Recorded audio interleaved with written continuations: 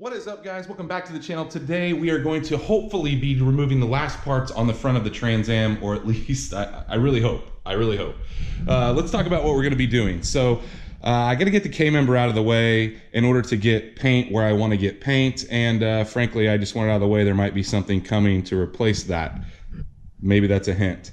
So what we're going to be removing today is we're going to remove the upper strut bolts on both sides on the strut towers. We're going to get the spindles out of the way. We obviously got to take the wheels off, and we're going to get the K-member out. So we need to lift this thing up. Once we get all that out of the way, we're going to start doing some cleaning and sanding, and hopefully get these stickers off.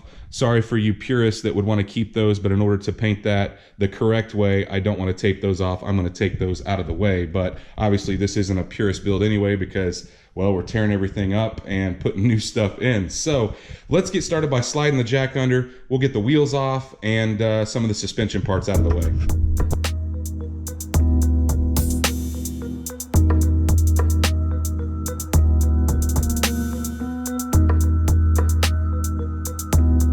Now you can probably lower this whole K-member all at one time, but it's just going to be a lot to handle for one person. So I'm going to go ahead and disassemble a lot of this stuff. So I'm literally just dropping the K-member and the lower A-arms. So the next thing I'm going to take loose is the brakes, 18 millimeter for the bracket itself, and then we're going to unhook the line that runs into it as well.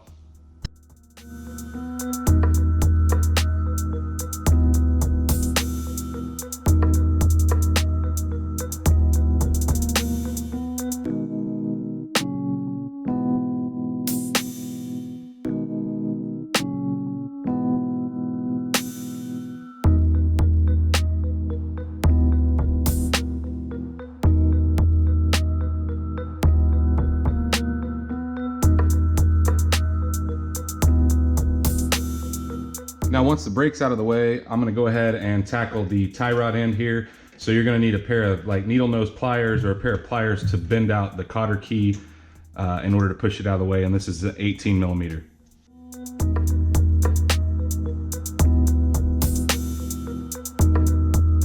Once the tie rod's out of the way, the next thing I'm gonna do is unplug your ABS line.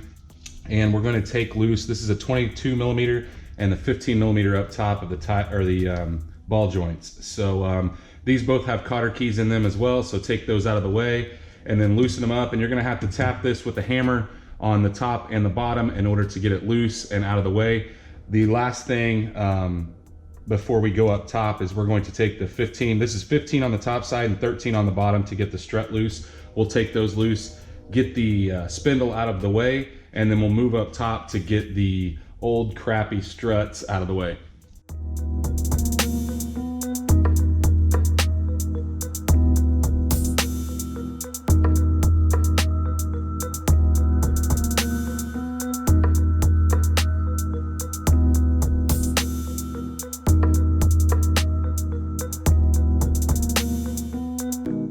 Now, once we're up top, we need to go ahead and take these 4 15s loose.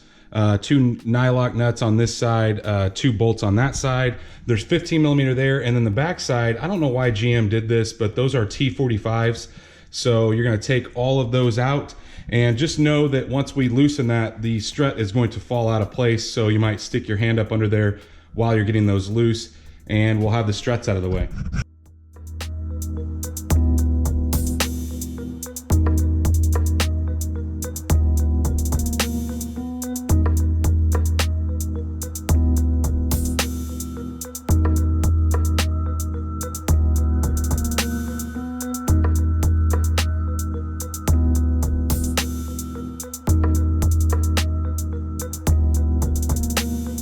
We got the strut and that assembly out of the way. It's time to tackle the K-member. So there are 18 millimeter bolts. There's one here, and there. So we're gonna go ahead and loosen all of those on both sides. Now I do have it supported with jack stands on the frame, and I have the bottom of the K-member supported with the jack. So we're gonna loosen these up on both sides and hopefully drop the K-member just right out of the way.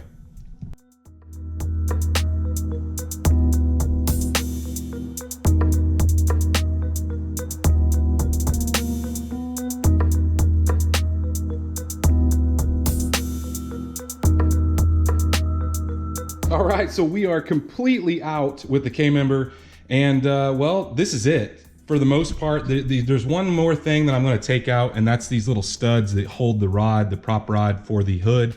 But that will be one of the last things I do, since I'm not gonna take the hood off. So at this point, we're pretty much stripped down as much as we're going to do, and we're going to use some cleaning stuff. Probably gonna use some soapy water, some simple green, and I'm gonna go over this again a couple times, and then we're going to sand it and start taping some stuff off. Now, I'm not gonna get crazy and take the master cylinder, or sorry, the brake booster out.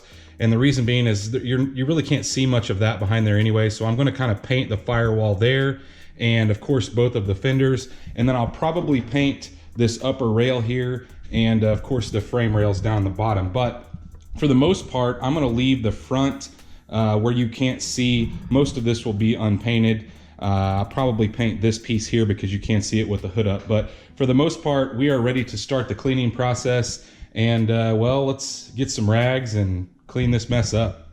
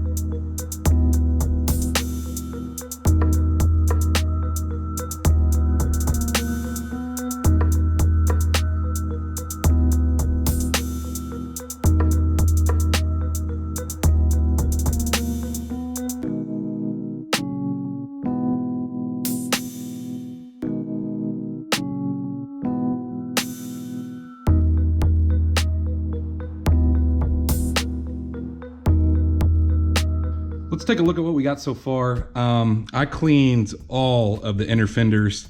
I cleaned the bottom side of this rail here. Of course, you guys saw me clean up above here, and it's starting to look a lot better. But I think I'm going to plug my steam cleaner in now, and we're going to steam clean it, and then we are going to move on to some sanding. So let me grab the steam cleaner. I'm gonna go over all these same areas again, trying to blow out everything I possibly can before we sand it. And well, let me grab the steam cleaner. So for steam cleaner, I'm using a VX5000. I use this thing on interiors of cars. That's the whole reason I purchased it, but it works awesome for getting into nooks and crannies that you can't normally get dirt and dust out of. So that's what I'm gonna be using. Once I go over this, like I said, then we will start the sanding process, then taping stuff off. But let's get some steam in here. And it might be kind of hard to see because it's kind of chilly out here in the garage, so it's gonna make a lot of steam, but I'm gonna show you guys anyway.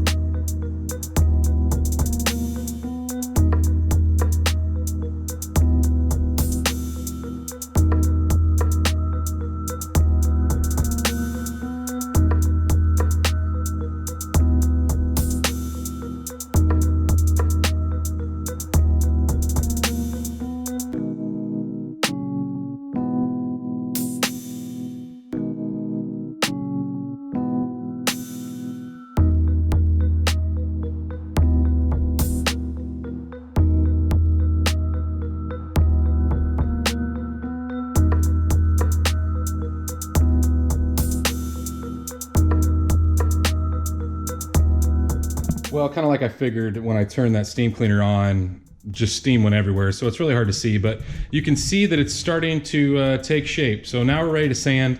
I'm just going to use a red Scotch-Brite to Scotch-Brite everything up, so kind of rough up the surfaces.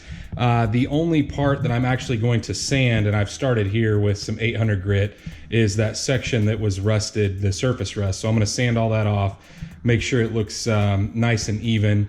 And I did tape a couple things off. I taped the air conditioner vents, or the air conditioner lines off, and then the heater core lines back behind. I just don't want to get any dust in there from when I'm sanding. So let's grab the Scotch-Brite, the red Scotch-Brite pad, and I'll probably do that first. I might tackle this first with some 800 grit, like I said.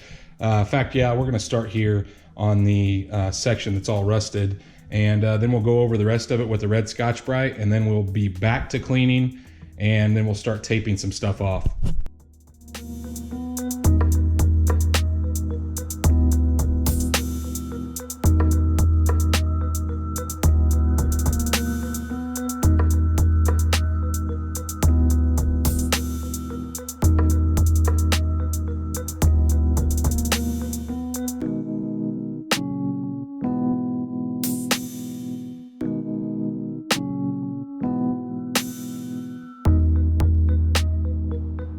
Now that I've got a lot of this taped off, and I didn't show you guys, but I put a couple bags over the brake booster and the AC/heater box there. So now we are going to start to sand. Now I'm going to use some 80 grit just to knock this down on this side. The rest of it I'm going to use a Scotch-Brite on, but for this part right here, I'm going to go ahead and use a little bit of rougher sandpaper. I might follow it up with some 220 or 400, but I'm going to start with some 80.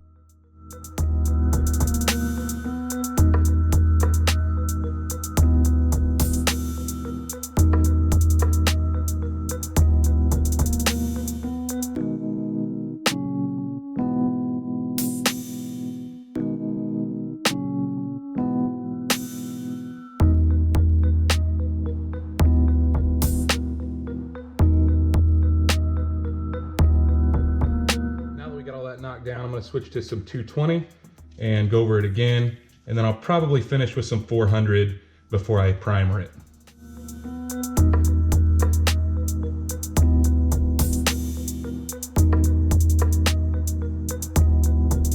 Now that I got that area pretty cleaned up, I'm going to go ahead and use a red Scotch-Brite to scuff up everything. Now we don't need to take it down to bare metal, but we do want really good adhesion, so we're going to use this Scotch-Brite just to scuff it up, so primer and paint will stick to it.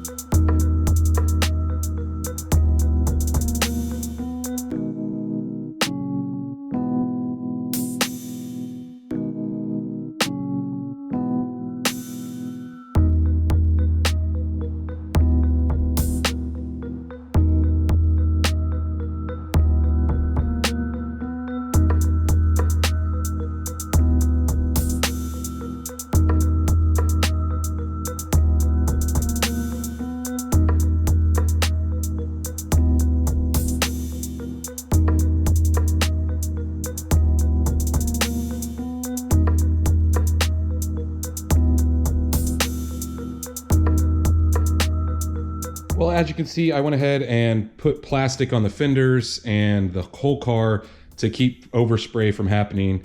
I've also taped up several other areas, but I finished with the first round of Scotch-Briting, and it did take all the sheen off, but I'm gonna go over it a couple times just to make sure we get really good adhesion. But between each time, I'm gonna vacuum out all the dust and dirt. So obviously I'm gonna clean it before I try to paint or do anything like that, but let's vacuum out all of this dust and dirt, and then we will go over it again with the Scotch-Brite. I'll probably do that a couple times.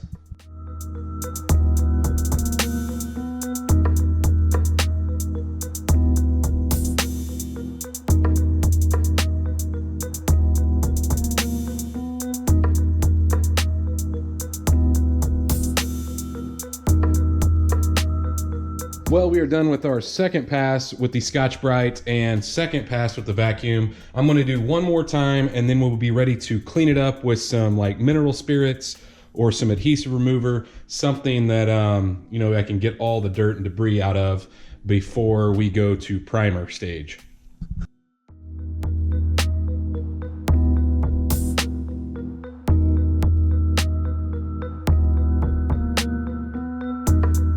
Well, now that we have went over it the third time, I think we're probably good as far as scuffing it up. So we are going to put some lacquer thinner on a microfiber towel. Now this towel is going to get nasty, so we're probably going to use several. I've got another one over there on the fender, but probably go over the whole thing with one first, and this will be probably 2 or 3 times going over it with the lacquer thinner.